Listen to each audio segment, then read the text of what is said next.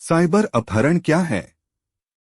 चीनी एक्सचेंज छात्र परेशान करने वाली प्रवृत्ति का नवीनतम शिकार 17 वर्षीय चीनी विनिमय छात्र काई जुआंग को लापता होने के बाद यूटा के जंगल में जीवित पाया गया है, जिसे स्थानीय पुलिस साइबर अपहरण का मामला कह रही है। यह एक नया आपराधिक चलन है जिसमें घोटालेबाज कमजोर पीड़ितों से दूर से ही उगाही करते हैं। उनके परिवारों को यह विश्वास दिलाना कि उनका जबरन अपहरण कर लिया गया है और फिरौती की रकम की मांग की जा रही है। जुआंग को 28 दिसंबर को लापता होने की सूचना दी गई थी, जब चीन में उसके परिवार ने अमेरिका में उसके स्कूल से संपर्क किया और बताया कि उन्हें ऐसी तस्वीरें मिली हैं जिनसे पता चलता है कि उसका जबरन अपहरण कर लिया गया है। जबकि अमेरिका में जुआंग के मेजबान परिवार ने पुलिस को बताया कि उन्होंने जुआंग को पहले देखा था। रिवरडेल यूटा पुलिस प्रमुख केसी वॉरेन के अनुसार दिन और जबरन अपहरण से अनजान थे। पुलिस ने कहा कि जुआंग की सुरक्षा के बारे में अपहरणकर्ताओं से लगातार धमकियां मिलने के बाद उनके परिवार ने चीनी बैंक खातों में फिरौती की लगभग $80,000 की रकम का भुगतान किया। इस बीच घोटालेबाज संभवतः 1 महीने से जुआंग को धमकी दे रहे थे और कह रहे थे कि अगर उसने उनकी मांगों को पूरा नहीं किया तो चीन में उसके परिवार को नुकसान पहुंचाया जाएगा और उसे जंगल में खुद को अलग करने और अपने माता पिता को तस्वीरें भेजने का आदेश दिया, वॉरेन ने कहा मंगलवार की प्रेस कॉन्फ्रेंस में।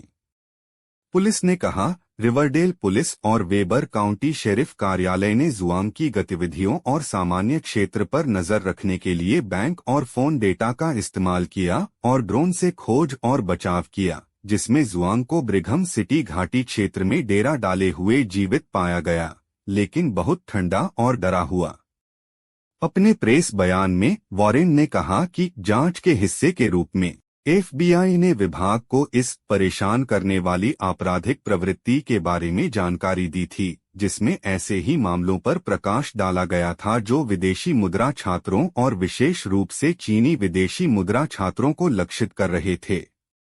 इन साइबर अपहरण मामलों में घोटालेबाज पीड़ितों को खुद को अलग करने के लिए कहते हैं और उन्हें दबाव में मना सकते हैं ताकि यह प्रतीत हो सके कि उन्हें बंदी बनाया जा रहा है। कुछ मामलों में वे वेबकैम के माध्यम से पीड़ित से संपर्क भी करते हैं और परिवारों को वॉयस रिकॉर्डिंग भी भेजते हैं।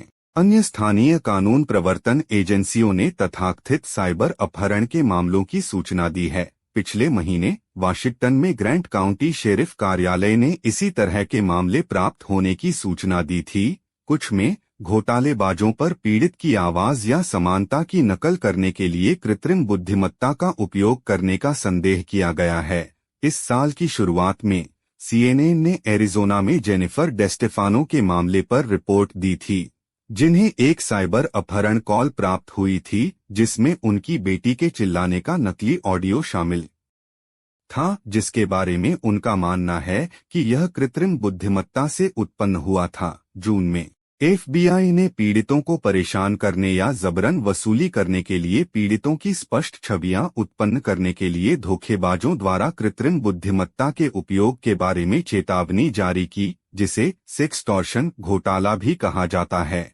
लेकिन FBI भी 2017 से ही इन साइबर अपहरण घोटालों के बारे में चेतावनी देती रही है। ब्यूरो ने तब नोट किया था कि ये मामले कम से कम 2 दशकों से कानून प्रवर्तन के लिए जाने जाते थे, लेकिन ज्यादातर दक्षिणी सीमा पर आम होते थे।